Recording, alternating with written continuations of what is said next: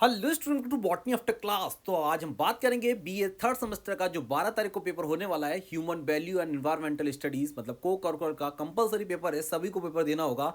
ये 200 क्वेश्चन का सीरीज जो मैं आपको दिखा रहा हूँ, ये कंपलसरी आपके क्वेश्चन पेपर के लिए। देखिए, जो आपका क्वेश्चन आने वाला है ना, उसमें 101% ये जो मैं आपको सीरीज दिखा रहा हूँ, इसमें से क्वेश्चन आएंगे, क्योंकि ये जो सीरीज है वो बीए मतलब बीएससी और बीकॉम वालों का सीरीज है, और दोनों का मिक्स निचोड़ 100% बीए में आएगा, क्योंकि ये पेपर एक जैसा होता है। लगभग लगभग कुछ नए क्वेश्चन जुड़ जाते हैं, तो वो हर बार पेपर में नए होते हैं, लेकिन आप ये देख के जाएंगे तो 100% आपको कुछ ना कुछ फायदा होने वाला है। तो ये देखिए, पेपर बीकॉम वाले अपनी आंसर की लगा लीजिए। ये पेपर का सेट हमें मिल गया है, बच्चे ने हमें प्रोवाइड करा दिया है। अब आप अपना आराम से इसका सेट लगा लीजिए और मुझे बताइए कितने क्वेश्चन आपने सही किए हैं। तो देखिए, पहला क्वेश्चन है, भारतीय संगठनों के मूल्य प्रणाली किस पर जोर देती है? तो भारतीय संगठनों की जो मूल्य प्रणाली है वो सहयोग और सम्मान पर जोर देती है। B is the right answer होगा। दूसरा क्वेश्चन है, स्वामी विवेकानंद के चरित्र निर्माण पर किसके माध्यम से जोर दिया है? तो शक्ति, निडरता और सत्यता, मतलब सी इज द राइट आंसर होगा। तो क्वेश्चन आप देखते जाइए एंड कमेंट कर दीजिए प्यारा सा, आपने कितने क्वेश्चन सही किए। थर्ड नंबर क्वेश्चन की बात करें, एपीजे अब्दुल कलाम के अनुसार माता पिता को मुख्यतः क्या देना चाहिए? तो अनुशासन और मूल्य बच्चों को सिखाने चाहिए, मतलब B is the right answer. रिश्वत का अर्थ है कार्य को प्रभावित करने के लिए लिए गए पैसे, या पैसे देना या लेना रिश्वत ही कहलाता है। ठीक है बेटा, तो B is the right answer होगा। चौथे क्वेश्चन का B is the right answer होगा। पांचवा नंबर क्वेश्चन है, ऑनलाइन शॉपिंग का जोखिम है? तो यहाँ पे डेटा चोरी हो जाता है। ठीक है, तो डेटा चोरी का जोखिम रहता है हमेशा, B is the right answer होगा। छठे नंबर का क्वेश्चन देख लीजिए, धर्म निरपेक्षता का मूल्य क्या है? तो सार्वभौमिक मानव मूल्य ही धर्मनिरपेक्षता का मूल्य होता है यहाँ पे। तो C is the right answer, इसमें B is the right answer होगा। छठे का दूसरा क्वेश्चन का मतलब आंसर सही होगा, छठे का दूसरा आंसर। सातवें क्वेश्चन देख लीजिए। ठीक है, सातवें क्वेश्चन में देखिए, कॉर्पोरेट सामाजिक उत्तरदायित्व मुख्यतः किस पर केंद्रित है? तो यहाँ पे सामाजिक और पर्यावरणिक चिंताएं, तो B is the right answer होगा। उसके बाद में CSR के लिए प्रसिद्ध आधुनिक उद्योगपति कौन है? तो देखिए, आधुनिक अब तो नहीं है, लेकिन रतन टाटा जी हैं यहाँ पे, तो V is the right answer यहाँ पे होगा। ठीक है, और आठवें नंबर क्वेश्चन में B is the right answer आपने लगाया है, तो आपका क्वेश्चन का आंसर बिल्कुल सही है। नवे नंबर क्वेश्चन को देख लीजिए, एक आध्यात्मिक मूल्य कौन सा है? तो दया एक आध्यात्मिक मूल्य में आता है, तो यहाँ पे B is the right answer होगा। 10वें नंबर क्वेश्चन की बात करें तो मूल्य कैसे विकसित होते हैं? तो मूल्य को विकसित करने के लिए परिवार का सहयोग और समाज और शिक्षा, सबसे ज़्यादा मुख्य जो योगदान है वो परिवार का और शिक्षा का है। उसके बाद में समाज में रहता है, तो देखिए मनुष्य एक सामाजिक प्राणी है, तो समाज का असर तो पड़ेगा। 11 नंबर क्वेश्चन की बात की जाए तो विवेकानंद जी के अनुसार कमजोरी क्या है? तो शक्ति सबसे कमजोरी है, अगर जिसके पास में शक्ति नहीं है वो सबसे ज़्यादा कमजोर है। ठीक है, चाहे आपके पास पावर होनी चाहिए, एजुकेशन पावर हो, चाहे आपके पास में जैसा भी पावर हो, लेकिन पावर से हीन व्यक्ति जो होता है वो शक्तिहीन कहलाता है। तो यहाँ पे देखिए 12 नंबर क्वेश्चन में देखिए, ओटीपी चोरी, ये तो सबसे अच्छा क्वेश्चन है। ऑनलाइन धोखाधड़ी में क्या शामिल है? तो ओटीपी चोरी। 13 नंबर क्वेश्चन की बात की जाए, एक मूल्य आधारित केंद्र, तो इसमें B is the right answer होगा। संगठन किससे बचाता है? तो अनैतिक आचरण से बचाता है। ठीक है, देखिए 13 नंबर क्वेश्चन में B is the right answer आपने लगाया है, तो आपका क्वेश्चन का आंसर सही है। 14 नंबर क्वेश्चन देख लीजिए, नैतिक व्यवहार का एक उदाहरण है? तो यहाँ पे ईमानदार होना एक नैतिक व्यवहार का एक उदाहरण है, तो B is the right answer होगा। 15 नंबर क्वेश्चन में देख लीजिए, मूल्यहीन संगठन किसका कारण बनते हैं? तो यहाँ पे संघर्ष और भ्रष्टाचार, B is the right answer होगा इसमें। 15 नंबर क्वेश्चन में अगर आपने बी लगाया है तो आपका आंसर सही है, और बाकी का आप बीए वाले 100% इसको देख के जाना, मैं आपको बता रहा हूँ ये सीरीज आपको बहुत ही ज़्यादा लाभ देने वाली है। 16 नंबर क्वेश्चन में देख लीजिए, सतत नीतियों का लक्ष्य है? तो सामाजिक, आर्थिक और पर्यावरणिक संतुलन, ये सभी का तीनों का संतुलन होना चाहिए, यही एक सतत नीति का लक्ष्य होना चाहिए, तो V is the right answer है। 17 नंबर क्वेश्चन में देख लीजिए, उदार मूल्य प्रणाली किसको बढ़ावा देती है? तो स्वतंत्रता और सम्मान, B is the right answer होगा। 18 नंबर क्वेश्चन देख लीजिए, आध्यात्मिक मूल्य किस पर केंद्रित होते हैं? तो आत्मबोध पर केंद्रित होते हैं आध्यात्मिक मूल्य। ठीक है, तो 18 नंबर में B is the right answer होगा। 19 नंबर क्वेश्चन देख लीजिए, CSR कंपनियों को क्या बनाने में मदद करता है? तो ये है हमारा मजबूत और सार्वजनिक छवि, तो B is the right answer होगा। उसके बाद में 20 नंबर क्वेश्चन देख लीजिए, पार सांस्कृतिक मूल्य क्या बढ़ावा देते हैं? आपसी सम्मान को बढ़ावा देते हैं। ठीक है, तो 20 का B is the right answer होगा। अब देखिए 21 नंबर क्वेश्चन देख लीजिए, व्यक्तिगत मूल्य किससे बचाते हैं? तो उपयुक्त सभी है यहाँ पे, किससे बनते हैं, किससे बनते हैं? तो ये जो व्यक्तिगत मनुष्य को बनाने के लिए मैंने आपको बताया था, संस्कृति, शिक्षा और परिवार। संस्कृति में मतलब होता है आपका समाज। ठीक है, समझ गए आप? तो यहाँ पे तीनों का ही योगदान रहता है मनुष्य को बनाने में। तो यहाँ पे है व्यक्तिगत मूल्य किससे बनते हैं, तो तीनों से बनते हैं। उसके बाद में 22 नंबर क्वेश्चन की मैं बात की जाए तो गांधी जी के अनुसार, तो यहाँ पे B is the right answer होगा। उसके बाद में सतत उपभोग का क्या अर्थ है, तो संसाधनों का सावधानी पूर्वक उपयोग करना ही सतत उपभोग कहलाता है, ठीक है। तो 23 नंबर में B is the right answer होगा। देखिए गांधी जी से एक क्वेश्चन लिया जाएगा, विवेकानंद जी से एक क्वेश्चन 100% आएगा, उसके बाद में गीता से क्वेश्चन 100% आएंगे, ये याद रख लीजिए। और डॉक्टर एपीजे अब्दुल कलाम से क्वेश्चन पूछे ही जाते हैं हर बार। 24 number question doctor APJ Abdul Kalam के बारे में, ये यहाँ पे अब्दुल कलाम ने युवाओं के लिए किसके लिए प्रेरित किया, तो बड़े सपने देखने के लिए प्रेरित किया। 25 नंबर क्वेश्चन में B is the right answer होगा। सार्वभौमिक मानव मूल्य किसके लिए है, तो सभी मनुष्य के लिए हैं, ठीक है, क्योंकि ये सार्वभौमिक है। उसके बाद में 26 नंबर क्वेश्चन देखिए, स्वामी विवेकानंद जी के अनुसार शिक्षा को क्या बनाना चाहिए, तो चरित्र और शक्ति, ठीक है, B is the right answer होगा। उसके बाद में 27 नंबर क्वेश्चन देख लीजिए, एक समग्र प्रबंधक किस पर ध्यान देता है, ठीक है, तो यहाँ पे लाभ है, लोग है और पर्यावरण का संतुलन, ये तीनों चीज़ों का बैलेंस होना चाहिए, तो यहाँ पे C is the right answer होगा। उसके बाद में समग्र निर्णय निर्माण में शामिल है, तो यहाँ पे उपयुक्त तो सभी होंगे, भावात्मक है, नैतिक है, और उसके बाद में दीर्घकालिक, ये तीनों प्रभाव हैं यहाँ पे, तो उपयुक्त तो सभी, D is the right answer होगा 28 नंबर क्वेश्चन में। और 29 नंबर क्वेश्चन देख लीजिए, समग्र विचारक कौन सी आयामों पर विचार करते हैं, कौन सी आयामों पर विचार करते हैं, तो ये तीनों है, सामाजिक, पर्यावरणिक और आर्थिक, ये तीनों पर विचार करते हैं। उसके बाद में 30 नंबर क्वेश्चन देखिए, समग्र दृष्टिकोण सबसे उपयोगी कब होती है, तो जटिल परस्पर जुड़े मुद्दों में सबसे ज़्यादा, ठीक है। उसके बाद में 31 नंबर क्वेश्चन दीजिए, निर्णय निर्माण का अंतिम चरण क्या है, तो क्रियावंत और समीक्षा, तो B is the right answer होगा इसमें। उसके बाद में समग्र निर्णय निर्माण किस पर केंद्रित होता है, तो संपूर्ण परस्पर जुड़े हुए परिणाम, सब कुछ देखते आइए, ठीक है। तो 32 नंबर में B is the right answer होगा। देखिए अगर आपको लगता है कि किसी क्वेश्चन का आंसर यहाँ पे गलत लगाया गया है या फिर आपको संतुष्टि नहीं है, तो आप प्यारा सा कमेंट कर दीजिए, हम देख लेते हैं उसको, ठीक है। देखिए गीता आ गई, मैंने आपको बोला था गीता से क्वेश्चन 100% लिया जाता है, भगवत गीता से क्वेश्चन लिए जाएंगे। गीता के अनुसार एक अच्छा नेता कैसा होता है, तो यहाँ पे संतुलित और आत्मनियंत्रित, ठीक है, संतुलित और आत्मनियंत्रित जो नेता होगा वो सबसे अच्छा नेता होगा, B is the right answer होगा। उसके बाद में 34 नंबर क्वेश्चन में भी B is the right answer होगा। प्रबंधन के देखिए 35 नंबर क्वेश्चन देख लीजिए, राजस गुण क्या दर्शाता है, तो क्रिया और उत्साह को दर्शाता है। उसके बाद में 36 नंबर फिर से भगवत गीता आ गई, भगवत गीता किस प्रकार का नेतृत्व प्रोत्साहित करती है, तो कर्तव्य आधारित नेतृत्व, मतलब कर्म करना है, ये तो है ही भाई सब, ठीक है, तो कर्म प्रधान है गीता, तो यहाँ पे 36 नंबर में B is the right answer होगा।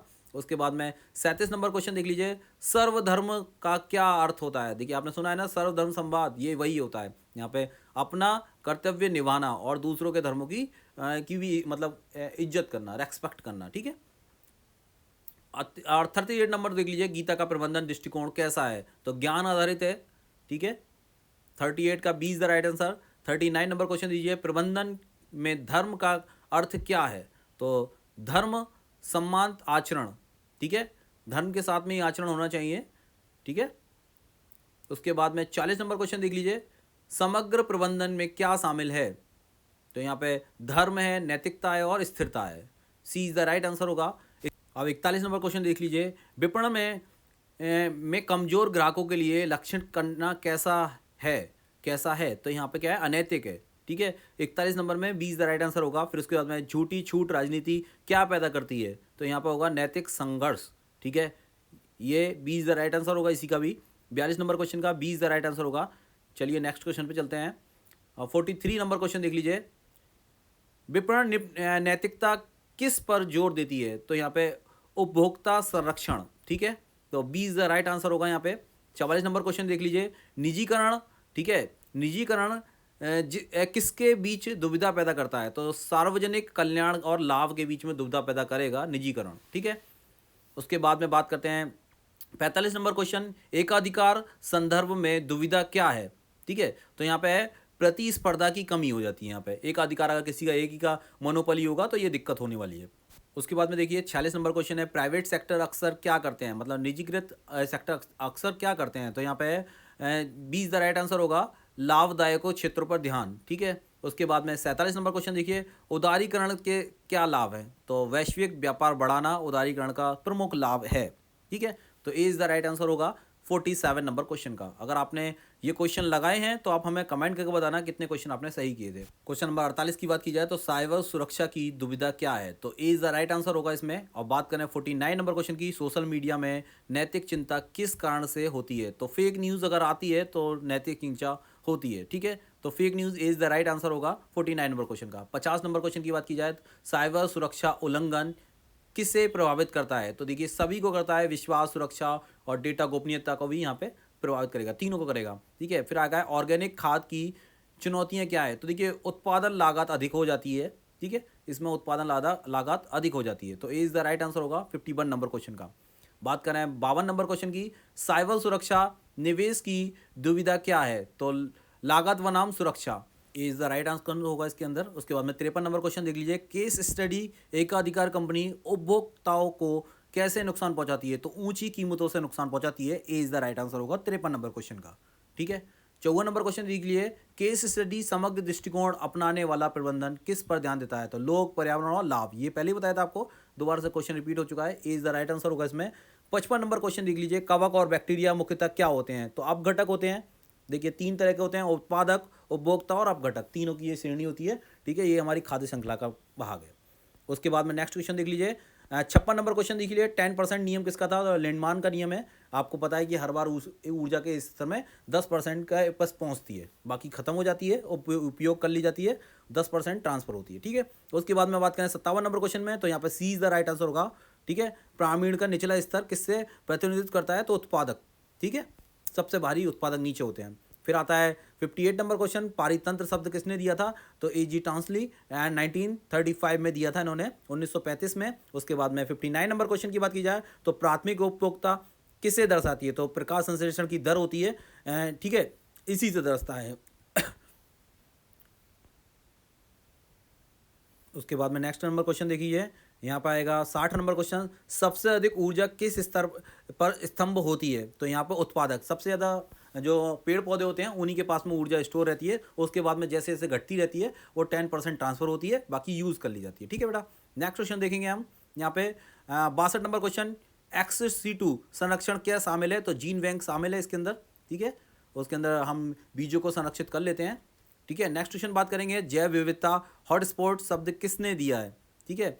63 नंबर क्वेश्चन देख लीजिए, 63 नंबर क्वेश्चन की बात की जाए तो यहाँ पे जैव विविधता हॉटस्पॉट शब्द किसने दिया था, तो यहाँ पे देखिए B is the right answer होगा, ठीक है, नॉर्मन मायर, ठीक है। उसके बाद में 64 नंबर क्वेश्चन देख लीजिए, पवित्र उपवन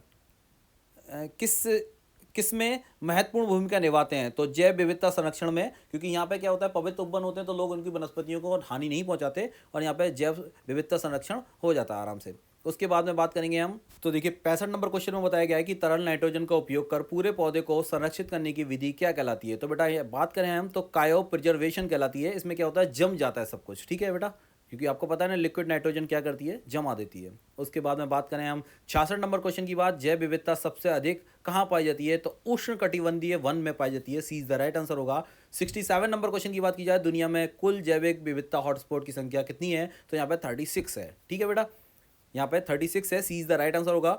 बात करें 68 नंबर क्वेश्चन की, तो उसमें देखिए अम्ल वर्षा के लिए कौन सी गैसें जिम्मेदार हैं, तो सल्फर डाइऑक्साइड, नाइट्रस ऑक्साइड है और सल्फर डाइऑक्साइड, ठीक है, इसमें पे यही ऑक्साइड होते हैं, SO2 और NOx, ठीक है।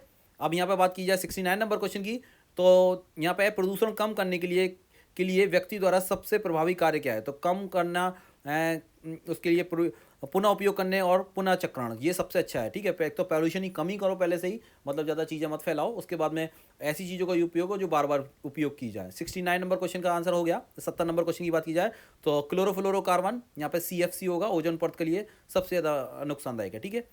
उसके बाद में बात करें हम 71 नंबर क्वेश्चन की बात, तो 3R सिद्धांत, इसमें क्या होता है बेटा, D is the right answer होगा, ठीक है, रिप्लेस, ठीक है। 3R सिद्धांत में क्या शामिल नहीं है, तो यहाँ पे रिप्लेस शामिल नहीं है, बाकी सब है, RRR का मतलब है यहाँ पे है, लेकिन रिप्लेस नहीं है इसमें। 72 नंबर क्वेश्चन की बात की जाए तो यहाँ पे B is the right answer होगा, व्यक्ति प्रदूषण कम करने में कैसे सहायता कर सकता है। 73 नंबर क्वेश्चन की बात की जाए तो जनसंख्या वृद्धि में कौन प्रभावित कर सकता है, तो प्रभावित हैं ये तीनों ही हैं, यहाँ पे जन्म दर, मृत्यु दर और प्रवासन सब तीनों हैं, तो उपयुक्त तो सभी होगा। फिर उसके बाद में 74 नंबर सतत विकास का अर्थ है, तो यहाँ पे संसाधनों का विवेकपूर्ण उपयोग वर्तमान व भविष्य के लिए, ठीक है, तो B is the right answer होगा, सही से उपयोग करना चाहिए जितने भी हमारे पास संसाधन है उनका, ठीक है। उसके बाद में बात करें हम 75 नंबर क्वेश्चन के, और लगभग ये सीरीज पूरी होती हुई। तो 75 नंबर में लिखा है कि परिवार नियोजन किस में मदद करता है, तो संसाधनों पर दबाव कम करने में परिवार नियोजन मदद करता है। तो B is the right answer होगा 75 नंबर क्वेश्चन का। बात करते हैं नेक्स्ट 76 नंबर क्वेश्चन की।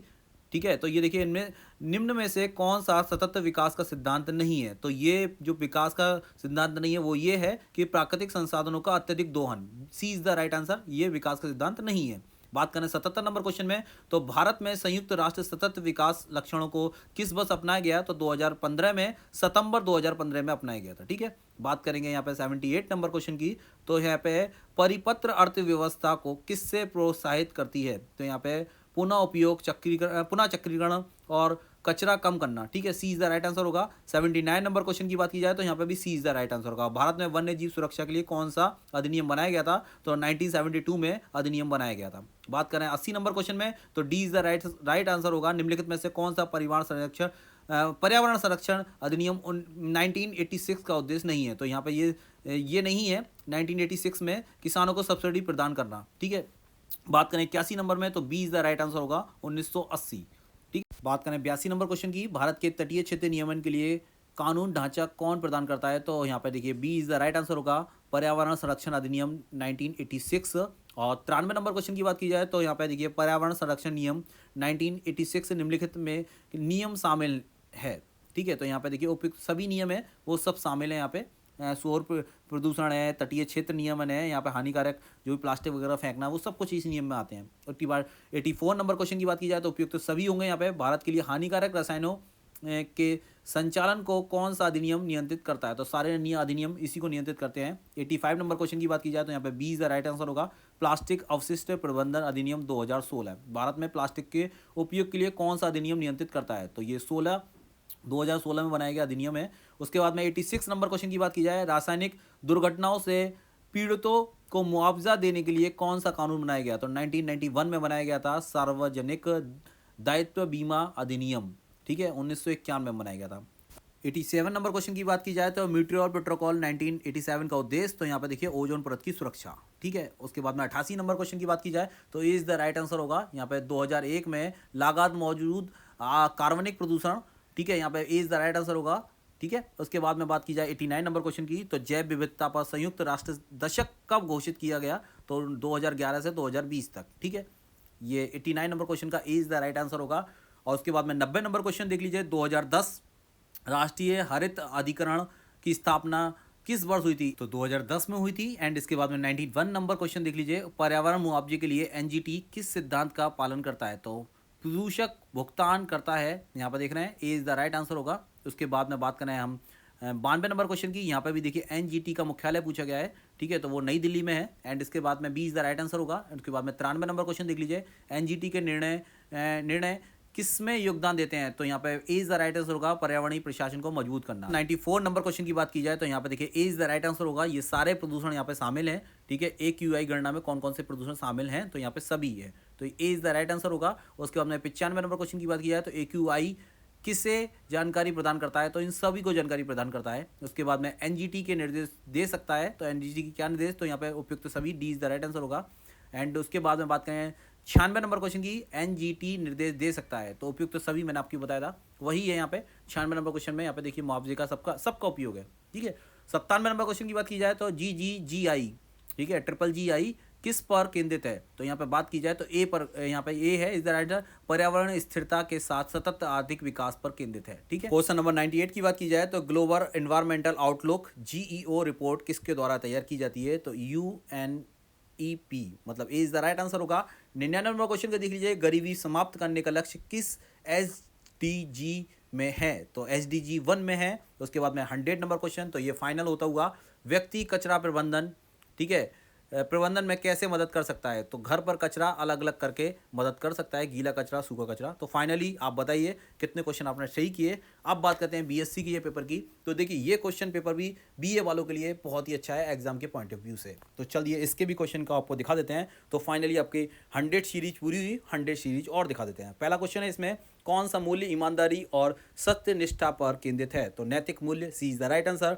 दूसरा क्वेश्चन देख लीजिए, पार सांस्कृतिक मूल्य, तो यहाँ पे B is the right answer होगा, संस्कृतियों के बीच आपसी समझ। अब बात करते हैं थर्ड नंबर क्वेश्चन की। तो देखिए थर्ड नंबर क्वेश्चन यहाँ पे दिखाया गया है आपको। देखिए थोड़ा सा ध्यान दीजिए, बाकी सारे क्वेश्चन आपके सही हो जाएंगे, थोड़ी सी लैंग्वेज पे ध्यान दीजिए, क्वेश्चन सेम होते हैं, बस सीक्वेंस चेंज होता है। तो थर्ड नंबर क्वेश्चन की बात की जाए तो गांधी जी के 7 सामाजिक पापों में से एक है, तो B is the right answer होगा। उसके बाद में भ्रष्टाचार का अर्थ क्या है? तो व्यक्तिगत लाभ के लिए शक्ति का दुरुपयोग भ्रष्टाचार का उदाहरण है। उसके बाद में साइबर खतरों में क्या शामिल है? देखिए यहाँ पे साइबर खतरों में क्या क्या शामिल है यहाँ पे पूरी आप थोड़ा सा समझ लीजिए। देखिए व्यायाम योग करने से साइबर खतरा नहीं होता, व्यायाम योग और ध्यान करने से। तो यहाँ पे हैकिंग करने से होगा, तो यहाँ पे हैकिंग है, ए इज द राइट आंसर। देखिए थोड़ा सा पढ़ना है आपको, क्वेश्चन आपके बहुत ही अच्छे आ जाएंगे, बहुत अच्छे नंबर लेके आएंगे आप लोग।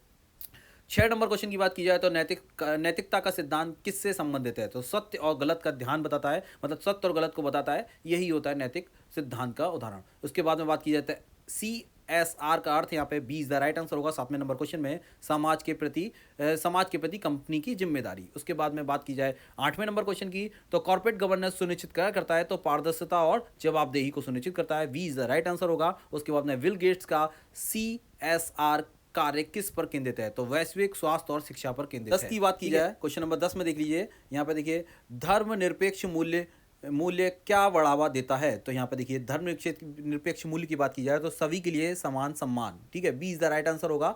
उसके बाद में नेक्स्ट क्वेश्चन की बात करते हैं हम 11 नंबर क्वेश्चन की, तो चरित्र के बिना ज्ञान किस ओर ले जाता है? तो शक्ति का दुरुपयोग, B is the right answer होगा। उसके बाद में 12 नंबर क्वेश्चन की बात की जाए, सोशल मीडिया में गोपनीयता का अर्थ है? तो व्यक्तिगत डेटा का नियंत्रण करना या छुपाना, ठीक है, अब चोरी ना हो इसके लिए उसकी सुरक्षा भी यहाँ पे व्यक्तिगत गोपनीयता में ही आती है, ठीक है। बात करते हैं 13 नंबर क्वेश्चन की, तो नैतिक सिद्धांत किस में सहायता करते हैं? तो सत्यनिष्ठा के साथ निर्णय लेने में ये सहायक होते हैं। 13 नंबर क्वेश्चन में A B is the right answer होगा। 14 नंबर क्वेश्चन की बात की जाए तो मूल्य शिक्षा का मुख्य उद्देश्य है नैतिक चरित्र विकसित करना, नैतिक चरित्र विकसित करना ही इसका मूल्य है, ठीक है। तो उसके बाद में बात की जाए 15 नंबर क्वेश्चन की, तो मूल्य किससे प्रभावित होते हैं? तो व्यक्तिगत व्यवहार से मूल्य प्रभावित होते हैं, ठीक है। बात करी जाए 16 नंबर क्वेश्चन की, देखिए एपीजे अब्दुल कलाम के बारे में एक फिर से क्वेश्चन आ गया। एपीजे अब्दुल कलाम के अनुसार महान शिक्षक क्या करते हैं? तो छात्रों को प्रेरित करते हैं। उसके बाद में बात की जाए 17 नंबर क्वेश्चन की, नैतिक सिद्धांत किसे रोकती है? ठीक है, तो यहाँ पे है धोखाधड़ी को रोकता है, ठीक है। नैतिक सिद्धांत जो अगर आपके पास में नैतिक सिद्धांत हैं तो आप ये काम करने से बचेंगे, ठीक है, धोखाधड़ी करने से बचेंगे। उसके बाद में बात की जाए 18 नंबर क्वेश्चन की बात की जाए तो यहाँ पे धन और संपत्ति ए इज द राइट आंसर होगा। भौतिकवादी मूल्य किस पर केंद्रित हैं? उसके बाद में 19 नंबर क्वेश्चन की बात की जाए तो यहाँ पे पारदर्शिता, देखिए अभी बताया था आपको, पारदर्शिता और यहाँ पे क्या होता है जो जवाबदेही है, ठीक है, दोनों कोई भी पूछ लिया जा सकता है। इसमें पारदर्शिता है तो इसका आंसर होगा पारदर्शिता।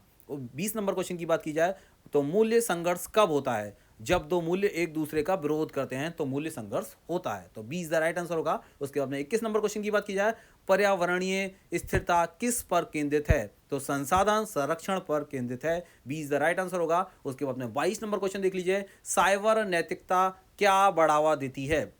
तो B is the right answer होगा, सुरक्षित और जिम्मेदार इंटरनेट उपयोग। उसके बाद में 23 नंबर क्वेश्चन देख लीजिए, कॉर्पोरेट गवर्नेंस किससे रोकता है? तो यहाँ पे देखिए धोखाधड़ी, अभी यहाँ पे मैंने पूछा था, यहाँ पे उसमें आगे वाले में लिखा था एक क्वेश्चन में पारदर्शिता, तो यहाँ पे धोखाधड़ी को रोकता है, ठीक है बेटा।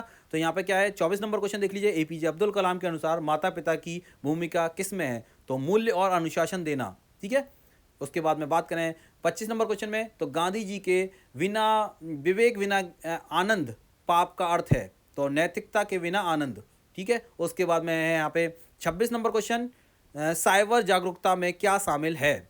तो यहाँ पे संदिग्ध लिंक से बचना, ठीक है। ओटीपी साझा करना भी होता है, लेकिन ये साइबर जागरूकता में संदिग्ध लिंक कोई आता है उस पर टच ना करें, ठीक है बेटा। उसके बाद में 28 नंबर क्वेश्चन की बात की जाए तो B is the right answer होगा। निर्णय अनुकूलन का अर्थ है, ठीक है, अधिकतम समग्र और लाभ प्राप्त करना। उसके बाद में 29 नंबर क्वेश्चन दीजिए, समग्र मूल्यांकन में सबसे महत्वपूर्ण क्या है? तो सभी हितधारकों पर संयुक्त प्रभाव। तो ये नेक्स्ट क्वेश्चन की बात करते हैं 30 नंबर क्वेश्चन की, नैतिक निर्णय लेने के लिए मुख्य रूप से क्या आवश्यक है? तो नैतिक तर्क होना चाहिए, B is the right answer होगा। 31 नंबर क्वेश्चन की बात की जाए, अच्छा निर्णय कौन सा है? तो दीर्घकालिक स्थिरता पर विचार कर ही निर्णय लेना चाहिए। तो B is the right answer होगा 31 नंबर क्वेश्चन का। अब क्वेश्चन नंबर 32 की बात की जाए तो यहाँ पे देखिए इसमें इनमें से कौन सा समग्र निर्णय निर्माण का तत्व नहीं है। तो यहाँ पे देखिए ऊपर के 3 ए बी सी तत्व हैं, जबकि यहाँ पे यादृच्छिक चयन नहीं है इसका निर्माण का तत्व। तो D is the right answer होगा। उसके बाद में 33 नंबर क्वेश्चन देख लीजिए, निष्काम या कर्म का अर्थ क्या है। तो फल की इच्छा बिना कर्म करना, ये गीता का उद्देश्य है। तो यहाँ पे B is the right answer होगा। बात करें 34 नंबर क्वेश्चन की, प्रबंधकों के लिए गीता का संदेश क्या है। तो आसक्ति रहित कार्य करना ही प्रबंधकों के लिए गीता का उद्देश्य है। ए इज द राइट आंसर होगा। गीता का आधारित प्रबंधन किससे बचाता है, अहंकार से बचाता है। तो 35 नंबर में ए इज द राइट आंसर होगा। उसके बाद में 36 नंबर क्वेश्चन, ये सत्व गुण क्या दर्शाता है। ठीक है, तो यहाँ पे ये दर्शाता है पवित्रता और संतुलन को। 37 नंबर क्वेश्चन देख लीजिए, गीता के निर्णय निर्माण किस पर आधारित हैं। तो धर्म पर आधारित हैं।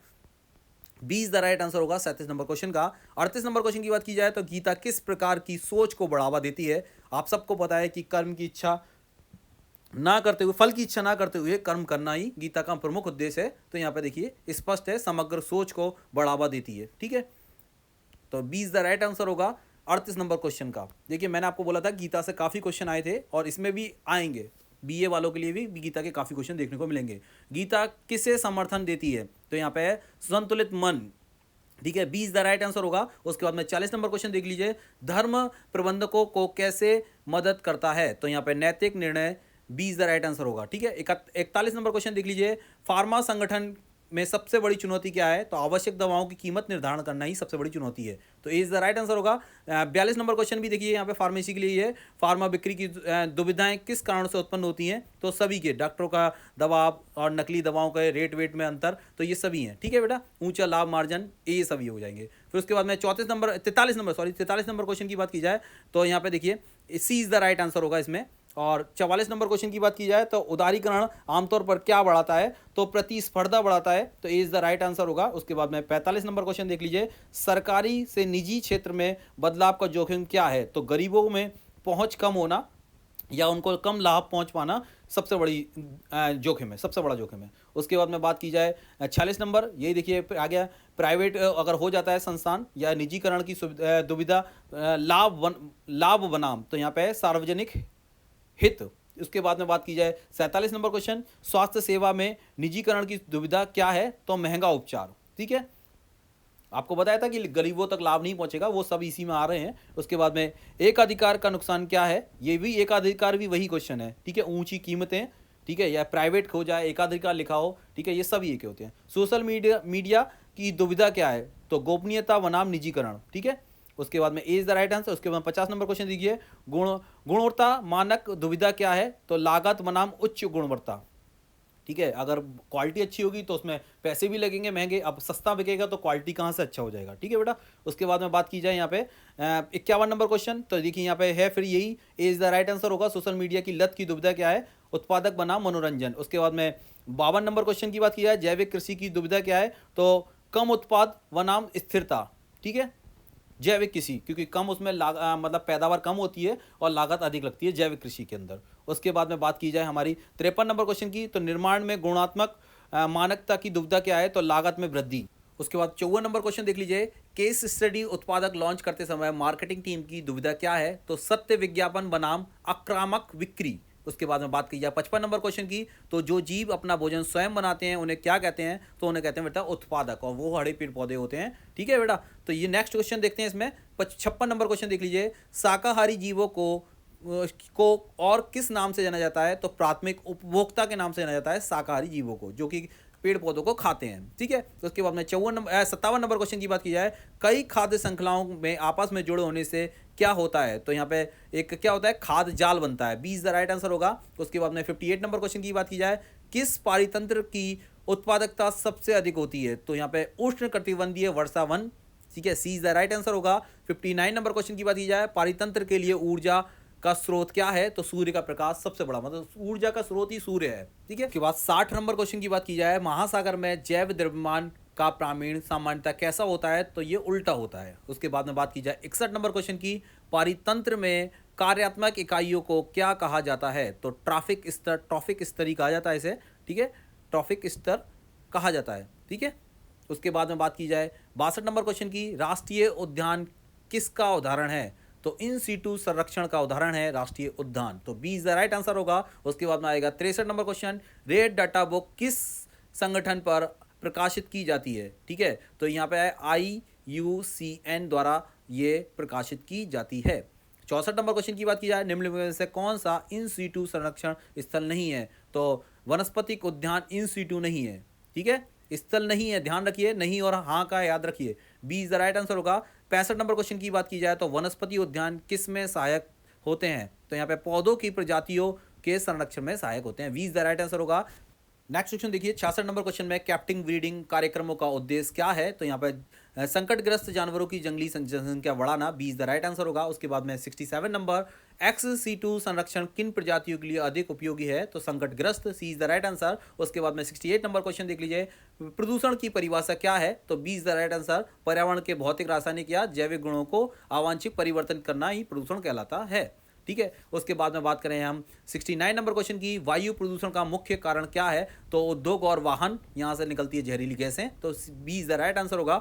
उसके बाद में आता है मिनमाता रोग, तो पारे के कारण होता है। उसके बाद में 71 नंबर क्वेश्चन, जल प्रदूषण का सबसे सामान्य कारण, तो औद्योगिक अपशिष्ट सबसे बड़ा कारण है इनका जल प्रदूषण का। ठीक है, उसके बाद में बात करते हैं हम 72 नंबर क्वेश्चन की। तो 72 नंबर क्वेश्चन में निम्नलिखित में से कौन सा ग्रीन हाउस गैस है? तो मीथेन गैस है। उसके बाद में जल प्रदूषण की बात की जाए तो बायोलॉजिकल ऑक्सीजन डिमांड, तो BOD। ठीक है, उसके बाद में 74 नंबर क्वेश्चन की बात की जाए, कार्बन मोनोऑक्साइड हानिकारक क्यों है? क्योंकि ये क्या होता है बेटा कि ये जो हमारा हीमोग्लोबिन है उसमें कार्बन डाइऑक्साइड से 200 गुना तेजी से एब्जॉर्ब हो जाता है। ठीक है, तो यहाँ पे हीमोग्लोबिन से जुड़ती है ये, तो ये यहाँ पे B is the right answer. उसके बाद में 75 नंबर क्वेश्चन, पेड़ पौधे प्रदूषण कम करने में कैसे मदद करते हैं? तो ये CO2 को अवशोषित कर लेते हैं। तो सबको पता है, हरे पेड़ पौधे लगाएंगे तो वो कार्बन डाइऑक्साइड को एब्जॉर्ब कर लेंगे, जिससे कि हमारी पृथ्वी का टेम्परेचर मेंटेन रहेगा। ठीक है, प्रदूषण का सबसे बड़ा कारण कार्बन डाइऑक्साइड इसीलिए हो जाता है क्योंकि वो टेम्परेचर को रोक लेता है। अब बात करते हैं हम 67 नंबर क्वेश्चन की। तो जनसंख्या वृद्धि का क्या अर्थ है? इसका आंसर आप मुझे बताइए। 76 नंबर का क्वेश्चन का आंसर आप मुझे कमेंट करके बताइए कि आपने क्या लगाया है, फिर मैं आपको बता देता हूँ। 77 नंबर क्वेश्चन में बात की जाए, मानव जनसंख्या के अध्ययन को क्या कहते हैं? तो जनसांख्यिकी कहते हैं इसे, सी इज द राइट आंसर होगा। उसके बाद में SDG का पूर्ण रूप क्या है? तो यहाँ पे देखिए ए इज द राइट आंसर होगा। ठीक है, देखिए आप क्वेश्चन का अगर आपको लगता है कि इसमें कोई डाउट है तो प्यारा सा कमेंट कर दीजिए, हम देख लेते हैं उसको। 79 नंबर क्वेश्चन की बात की जाए तो अधिक जनसंख्या का मुख्य पर्यावरणिक प्रभाव क्या है? तो अत्यधिक कचरा उत्पाद होगा, ये सबसे बड़ा कारण है और सबसे बड़ा प्रदूषण का कारण भी यही है। ठीक है, B is the right answer. उसके बाद में 80 नंबर क्वेश्चन देखिए, परिपत्र अर्थव्यवस्था का एक उदाहरण है? तो C is the right answer होगा। एंड इसके बाद में बात की जाए, जल अधिनियम का उद्देश्य है जल प्रदूषण को नियंत्रित करना, B is the right answer. 82 number question की बात की जाए तो यहाँ पे C is the right answer होगा। 1986 पर्यावरण संरक्षण अधिनियम बना हुआ था। ठीक है, जिससे कि यहाँ पे ये परियोजनाएं जो भी पर्यावरण को अवलोकित करती हैं ये अनिवार्य रूप से इसी में आती हैं। ठीक है बेटा, उसके बाद में बात की जाए 83 नंबर क्वेश्चन की, भारतीय वन अधिनियम सबसे पहले किस वर्ष में लागू हुआ? तो 1865। इसके बाद में बात करें हम 84 नंबर क्वेश्चन की बात की जाए तो यहाँ पे होगा सी इज द राइट आंसर, पर्यावरण संरक्षण अधिनियम 1986। औद्योगिक परियोजनाओं के लिए पर्यावरण स्वीकृति इसी में मिलती है। ठीक है बेटा, इसमें बात करी जाए हमारी 85 नंबर क्वेश्चन, हानिकारक सूक्ष्म जीवों और विषाक्त पदार्थों के संतुलित संचालन में कौन सा कानून सुनिश्चित करता है? तो पर्यावरण संरक्षण अधिनियम 1986 इसमें लागू होता है, C is the right answer. Number question की बात की जाए तो यहाँ पे क्योटो प्रोटोकॉल 1997 में अपनाया गया मुख्य रूप से किस उद्देश्य था? तो ग्रीन हाउस उत्सर्जन। ठीक है, B is the right answer होगा। उसके बाद में 87 नंबर क्वेश्चन में देखिए, B is the right answer, Rio सम्मेलन या UNCED। ठीक है, रियो डी जनेरियो में पृथ्वी द्वारा सम्मिलित किया गया, इसे क्या कहा जाता है? तो B is the right answer होगा। उसके बाद में 88 नंबर क्वेश्चन की बात की जाए तो यहाँ पे होगा 1988। ठीक है, 88 नंबर क्वेश्चन का 1988 आंसर है। ठीक है, उसके बाद में 89 नंबर क्वेश्चन की बात की जाए तो 1992 संयुक्त राष्ट्र जलवायु परिवर्तन फ्रेमवर्क कन्वेंशन कब लागू हुआ था?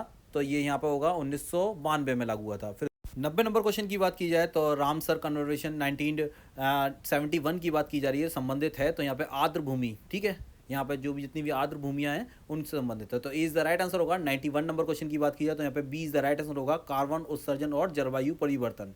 ठीक है, ग्लोबल कार्बन प्रोजेक्ट मुख्य रूप से क्या ट्रैक करता है? तो कार्बन उत्सर्जन और जलवायु परिवर्तन को ट्रैक करता है।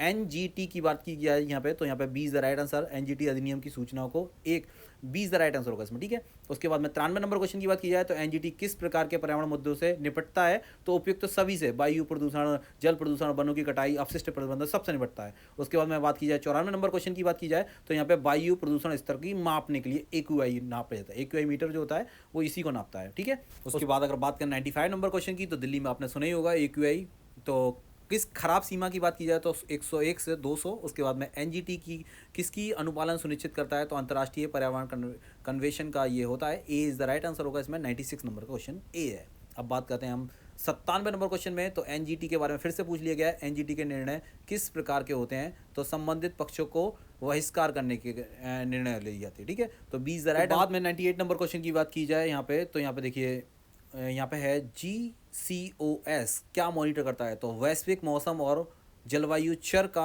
ये मॉनिटर करता है। तो उसके बाद में 99 नंबर क्वेश्चन, तो ये सीरीज पूरी होती गई। निम्नलिखित में से कौन सा अधिनियम आदिवासी समुदायों की जैविक संसाधनों पर अधिकार की सुरक्षा करता है, तो अधिनियम जो है हमारा 2002 जैविक विविधता अधिनियम 2002। उसके बाद में 100 नंबर क्वेश्चन की बात की जाए तो सतत विकास लक्ष्य 13 किस पर केंद्रित है। देखिए क्वेश्चन की सीरीज पूरी हो गई है। ये 200 क्वेश्चन आपके एग्ज़ाम जो 12 तारीख को एग्ज़ाम होने वाला है उसके पॉइंट ऑफ व्यू से बहुत ही ज़्यादा अच्छे हैं। आपने जितनी भी तैयारी की है उसके साथ साथ ये 200 क्वेश्चन देख के जाना, 100% आपको लाभ मिलेगा। तो 100 नंबर क्वेश्चन की बात की जाए तो यहाँ पे जलवायु कार्रवाई, या फिर बात की जाए सी इज़ द राइट आंसर होगा इसका। तो ये फाइनल 200 क्वेश्चन की सीरीज पूरी होती हुई मिलते हैं नेक्स्ट वीडियो में। वीडियो अपने दोस्तों को शेयर कर दीजिए जिसका 12 तारीख को पेपर है BA को curricular human value and environmental studies का। Thank you for watching.